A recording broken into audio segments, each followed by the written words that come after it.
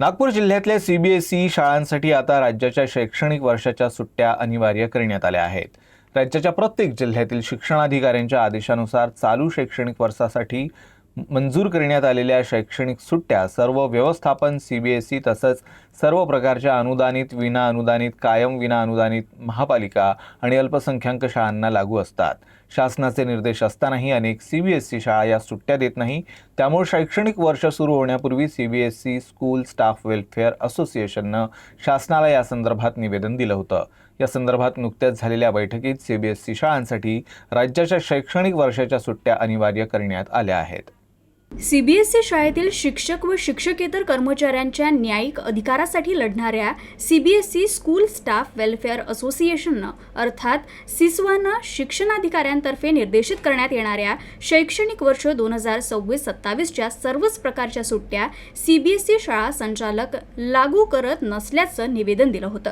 हे निवेदन पंतप्रधान नरेंद्र मोदी, केंद्रीय शिक्षण मंडळ आणि केंद्रीय शिक्षण मंत्र्यांनाही पाठवण्यात आलं होतं।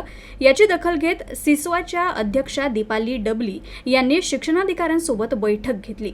या बैठकीनंतर सर्व शाळांना शासनाच्या निर्देशानुसार सुट्ट्या देण्याचा निर्णय घेण्यात आला। जिल्ह्यातल्या सर्व सीबीएसई शाळेचे 2026-27 वर्षाचे त्या शाळेचे शैक्षणिक नियोजन शिक्षणाधिकाऱ्यांतर्फे ठरवले जाते। राज्याच्या प्रत्येक भागातील भौगोलिक परिस्थितीचा विचार करून उन्हाळा, दिवाळी आणि नाताळच्या सुट्ट्यांचं नियोजन केलं जातं।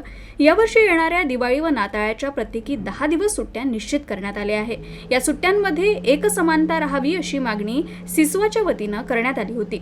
या सुट्ट्यांव्यतिरिक्त वर्षभरात जिल्हाधिकाऱ्यांतर्फे आणि अन्य सणांसाठी देण्यात येणाऱ्या सुट्ट्या देण्यास सीबीएसई शाळा संचालकांकडून नकार दिला जातो। अन्य सर्व शाळांना सुट्ट्या असतानाही सीबीएसई शाळा या सुट्ट्या देण्यास अनेकदा टाळाटाळ करत असल्याचं निदर्शनास आलं आहे। त्याविरोधात सिस्वानं दिलेल्या लढ्याला यश आलं असून जिल्ह्यातल्या शिक्षणाधिकाऱ्यांच्या आदेशानुसार चालू शैक्षणिक वर्षासाठी मंजूर करण्यात आलेल्या सुट्ट्या सर्व सीबीएसईचे व्यवस्थापन आणि सर्व मंडळांना लागू राहणार असे निर्देश देण्यात आले आहे। त्यामुळे आता नागपूर जिल्ह्यातल्या सर्व सीबीएसई शाळांना शासनाचे सुट्ट्यांचे नियम पाळणं बंधनकारक असून उन्हाळा आणि दिवाळीच्या सुट्ट्यांमध्ये सर्व शाळांत आता एकसमानता दिसून येईल।